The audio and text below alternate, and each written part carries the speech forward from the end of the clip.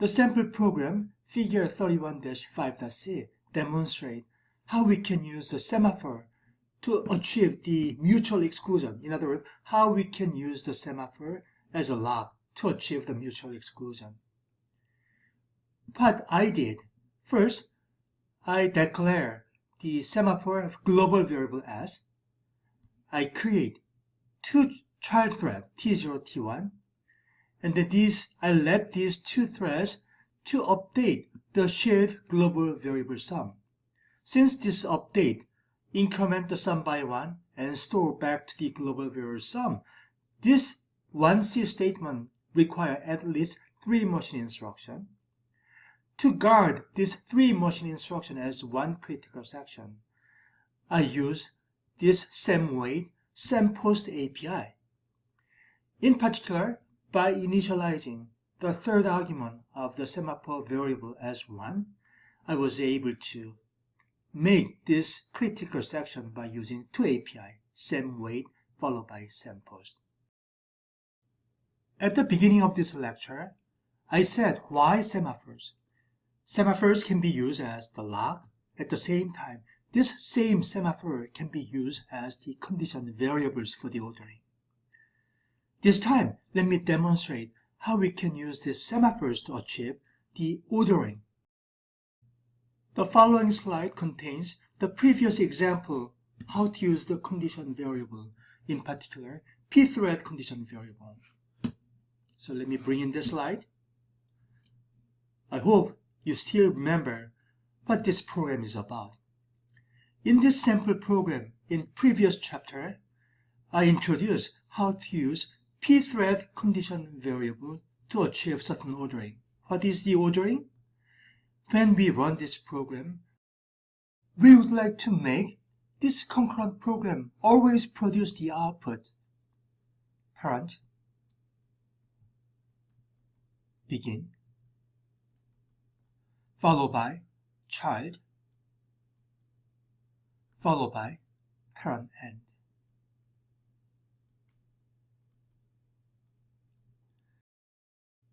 Unfortunately, this program is broken.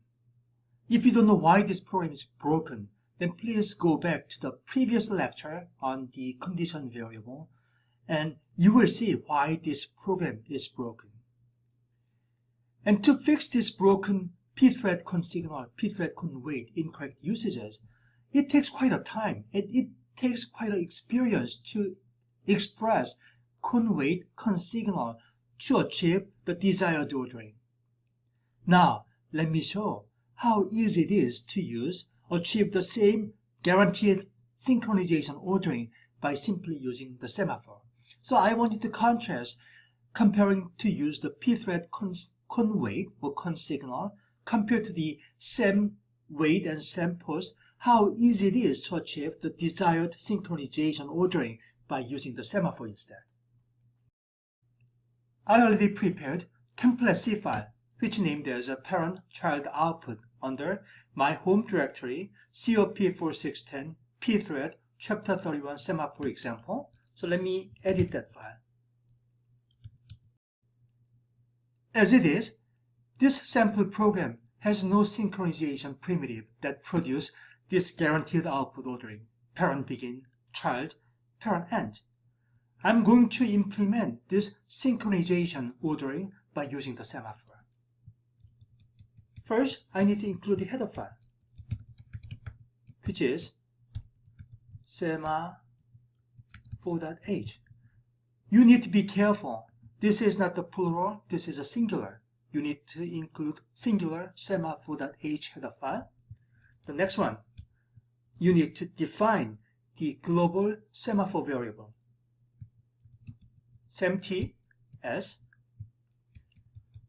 You need to initialize this semaphore s in the main routine, passing the address of that global variable s. The second argument value should be 0. That means this semaphore variable can be shared across the threads. The third argument, this is the important point. To enforce desired ordering, you need to initialize this value properly. Otherwise, you will not be able to achieve the desired output ordering. I will initialize this semaphore variable as a 0. You will see why. After doing initializing this semaphore variable, the parent will print parent begin, followed by create the child thread C, which execute this child routine. But at this point, after the pthread create, nobody knows the parent thread will continue to execute or child thread will execute. To guarantee this output ordering, after pthread create, I'm going to use sem wait on S. So what does this sem wait API does? Let me bring another slide. That's the semantics of sem wait. The sem wait is a decrement the value associated with this semaphore by 1. Wait if the value of semaphore S is negative. So in case, let's assume that parent thread continued to execute after this pthread create. Parent thread executes sem wait on S. S was initialized as 0. When you decrement the value of semaphore by 1, then the value for this S being turns into negative. What happens? In that case, parent will sleeping on this semaphore S.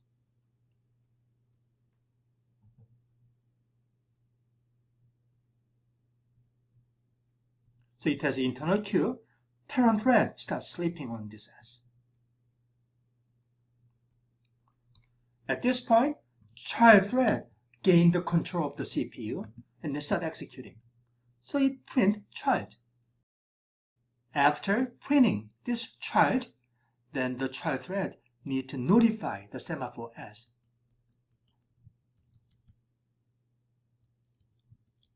Which is sem post by passing the address of semaphore. What is the semantic of this sem post? Increment the value of semaphore S by 1. It used to be -1.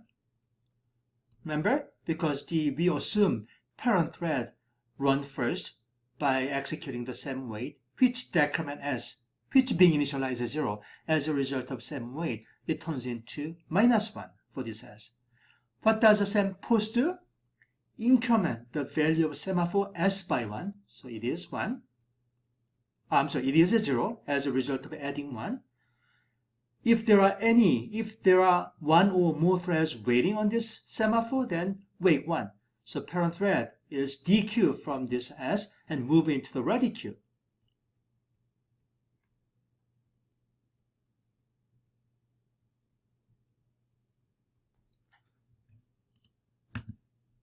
And return null. Now parent thread regained the control. Where it's starting from? It's starting from the printf. So, this is a parent end.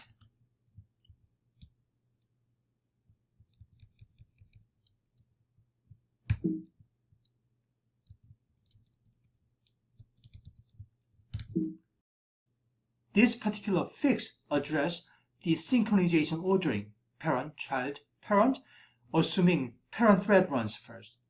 Now this time, let's assume that child thread runs first. This means after parent thread create the child thread, assuming the child thread runs first. It print the child followed by parent begin. It does a sem post. So what is the effect of the sem post? Increment the value of semaphore S by 1. So it was initialized as 0. So let's just mark this one out, right? And let me just cross out everything. So let's see, this is the semaphore S.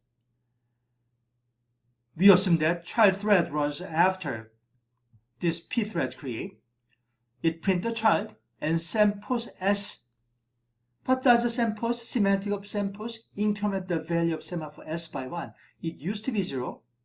As a result of sem post from the child thread, it is incremented by 1.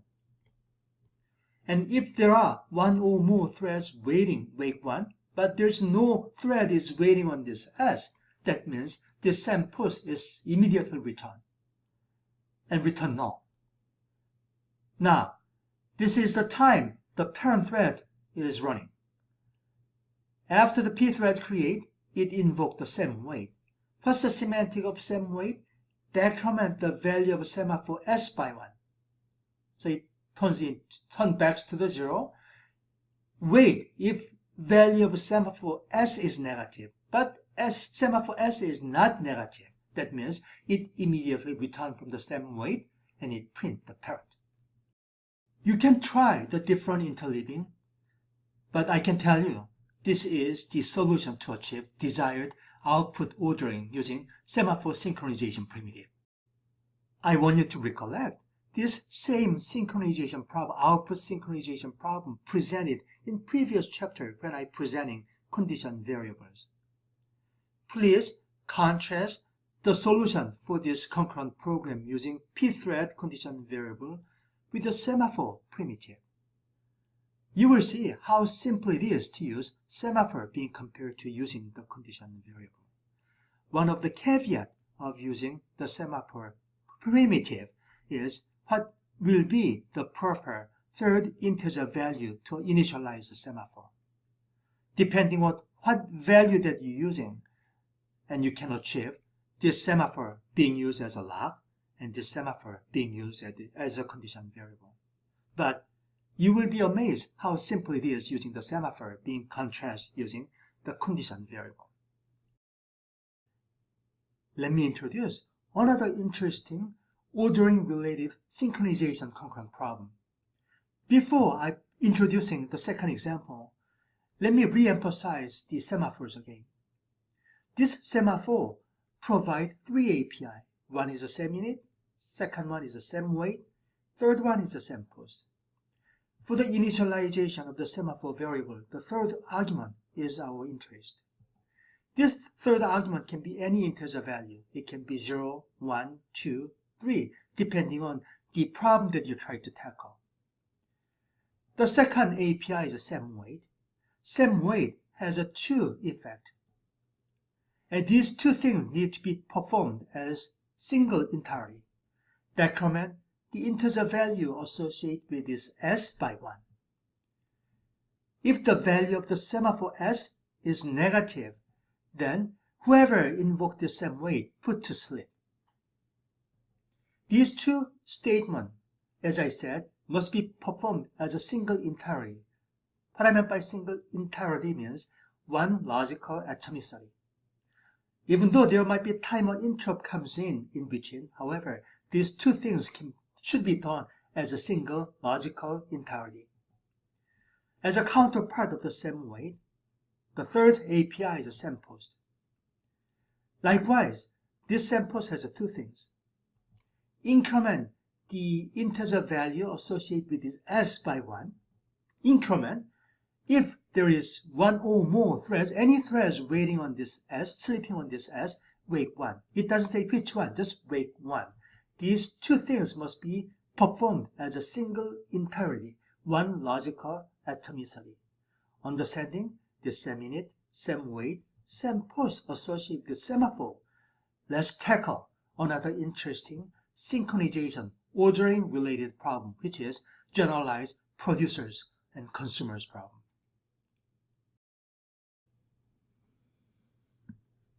We study this bounded buffer problem, which is generalized producer-consumers problem, when I presenting the condition variables primitive. One or more producers produce an item placed into this shared bounded buffer. One or more consumers thread consume the item from this shared bounded buffer. Obviously, we need some types of synchronization ordering between producers and consumers, since we're dealing with multiple producers, multiple consumers, and we also need synchronization amongst producers, and we also need synchronization amongst consumers. I want you to recognize that we already solved this generalized producers-consumers bounded buffer problem using condition variable. what I'm planning to do, what I'm trying to do is we try to tackle this same problem using semaphore primitives. For you to try this exercise, I already prepared the sample project template, which is Fig 31-12.c. So let's take a look at the routine. Put is the method the producer produced the item and place in this bounded buffer. So whatever value passed will be stored in whatever the pointer in points to, and then increment in by 1. Since this is a bounded buffer problem, we take the mod function using the max, whatever the size of this bounded buffer. Let's look at the get method.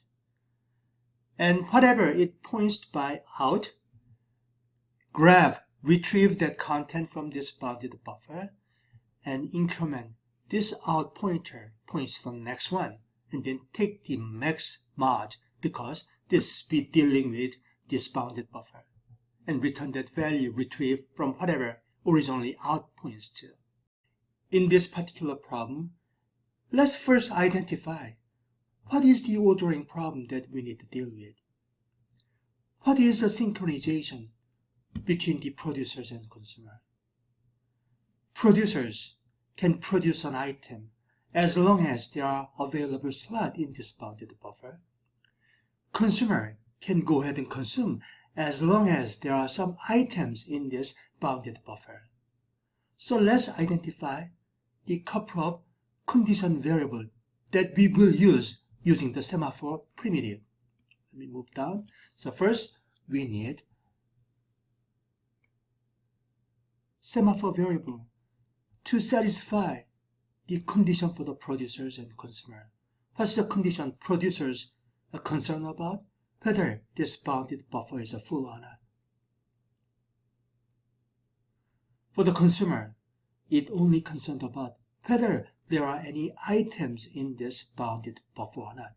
I will denote that condition as empty. Let me incrementally implement this bounded buffer problem first, because we identify the full and empty are the condition variables for the synchronization to access this bounded buffer. So let's code it in. What the producer thread does inside of the loop, before it produces an item and places into this bounded buffer, it needs to inspect whether the buffer is full or not.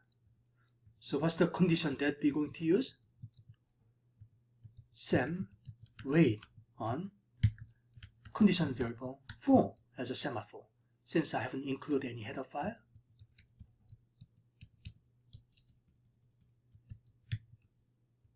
Semaphore.h, and let me define the global variable semT. One is full, the other one is what? The other one is empty. So using these two semaphore variables, let's achieve the synchronization. In other words, condition for the producers and condition for the consumers. Wait for the full. If there's an item, then go ahead and produce an item. Once it produces the item, and the producer needs to notify the consumer if there's any outstanding consumer thread waiting on the item. So in this case, sem post empty if any consumer thread sleeping on this semaphore. Similar way, let's do for the consumer, sem wait on empty. If there's no item in this bounded buffer, and consumer's threads should wait for the condition for the empty. As long as producer produce an item and notify using the sem post on this empty empty semaphore, then consumer can wake up from the sem wait and go ahead and consume. Once it consumes, then it can post the full in case if the producer thread sleeping on this full condition. Now, after the consume using the get, then what happens? The condition changes, right? There will be one available slot after consume, so that the consumer should notify the full semaphore condition. It looks beautiful, right? Is it good enough? Not yet, because we haven't initialized this semaphore variable full and empty. So let's initialize it. In the main, sem init, let's first initialize for the full. The second argument 0 means this semaphore variable full can be shared amongst the threads in this application. The real question is, what should be the correct value for the third argument for the full? Please think about it, because this initialization is the critical. Unless you're doing this one right, this bounded buffer problem may encounter the buffer overrun. Look at this one. This in, if the producer is careless enough just simply placing an item, this in can overrun this out pointer. How can we guard against this buffer overrun? That protection can be done by the proper initialization of the semaphore initialization. The correct value for this third argument for the full should be max. The reason is, let's assume that producer was initially started running. The buffer was empty. It comes into the for loop, the body of enter the for loop, and same wait on for. What is the same wait? Decrement the value associated with the for, which is 10, and decrement it. It's a 9. Is it negative? No. So it go into this put. Since the size of this bounded buffer is max, which being defined as 10, the producer should be able to produce and place the item in this bounded buffer as long as this full value is positive. So initializing this full by max is a proper initialization. Let's consider how we can initialize the empty semaphore condition variable. The second argument remain identical because we allow this empty semaphore can be shared amongst the threads. For the initial condition, think about it this time. Let's assume that consumer threads start running first. And consumer should wait until producer produces such an item. Therefore, the initial value for the empty should be set to what? 0. In case if the consumer thread runs first, then consumer thread should wait on this empty semaphore queue. And this thread sleeping on this semaphore queue empty will be wakened by the producer by using the samples to the empty. At this point, I want you to recognize the significance of setting this semaphore variable with the correct value. Unless you're setting this semaphore variable with the correct integer value, there's no hope your concurrent algorithm will work. This is the correct way to use this couple of semaphore variable together with proper initialization. This will solve the ordering problem for the producer-consumer bounded buffer problem.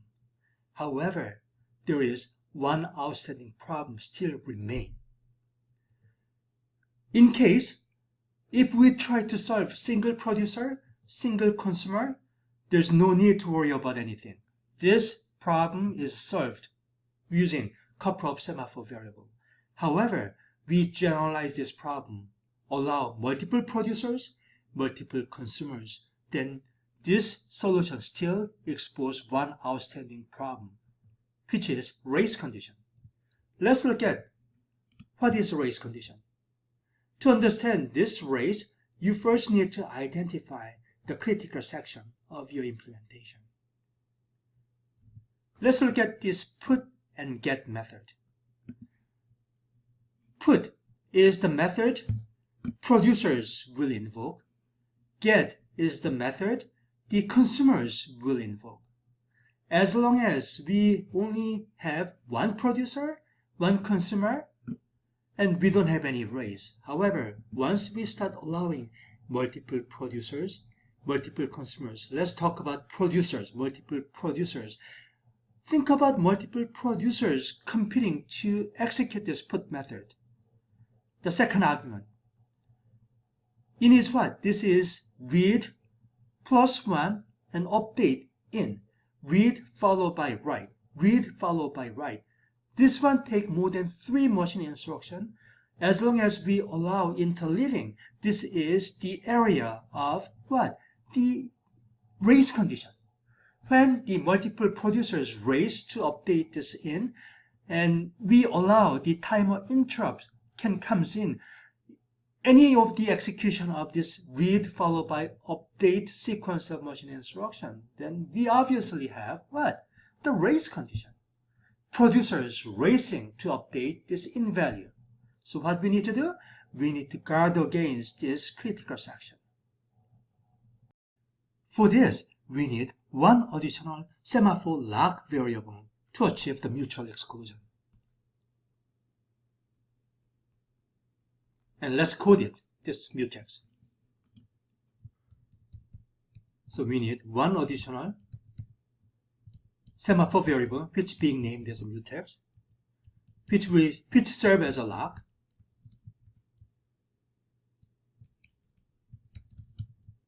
Since this is a lock as a mutual exclusion, the correct value for the initialization should be 1. 1 means log is available. 0 means log is not available. And let's place this mutex to guard against the critical section. So for the put, we need what? Sem wait on mutex. After you place for the put, sem post mutex, and we need to do the similar thing for the get method, because get also update out pointers amongst consumers, and we need to sem post. Okay, so hopefully this should work, but there's no guarantee. Let's build it. And let's check that Fig 31-12 is the binary which I produced from the make. So let's run it.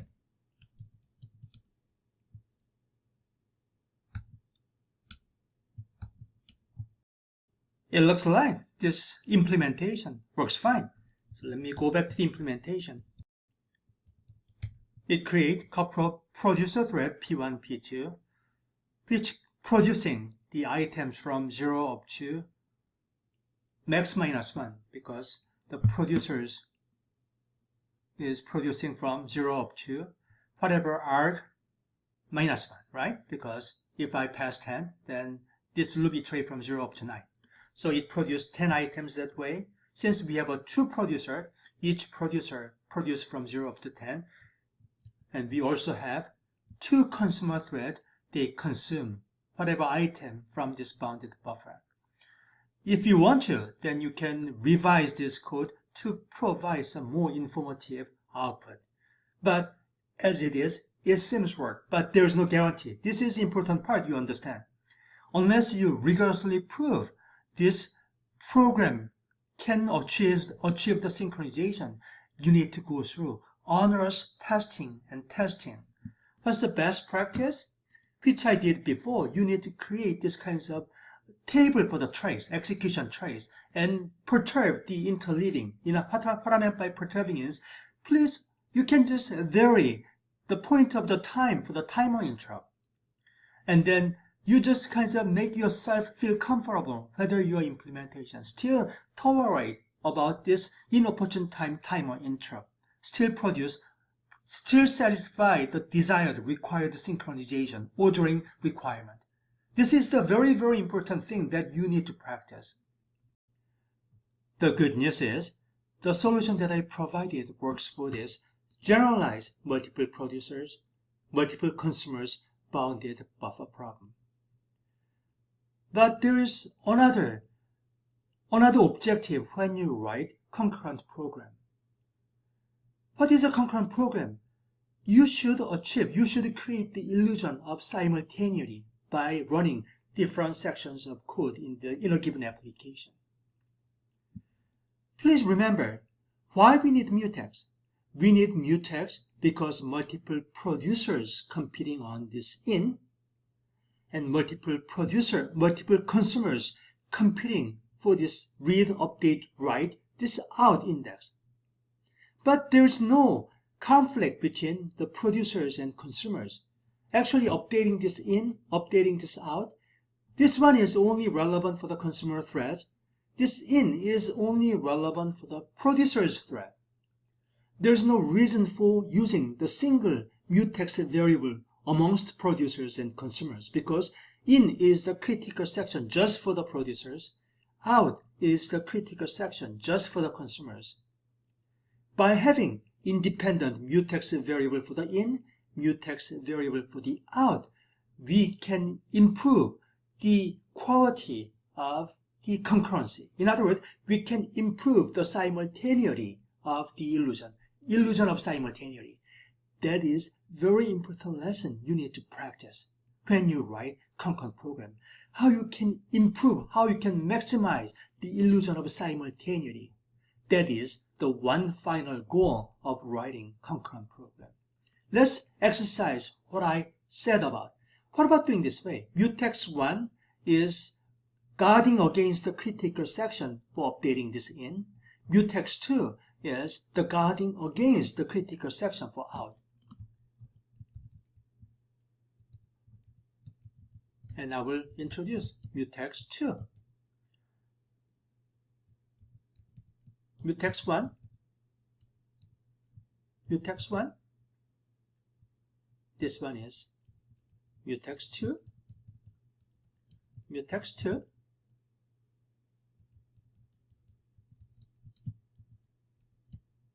This is mutex 1. Mutex 2. Let me save it. Let me run it.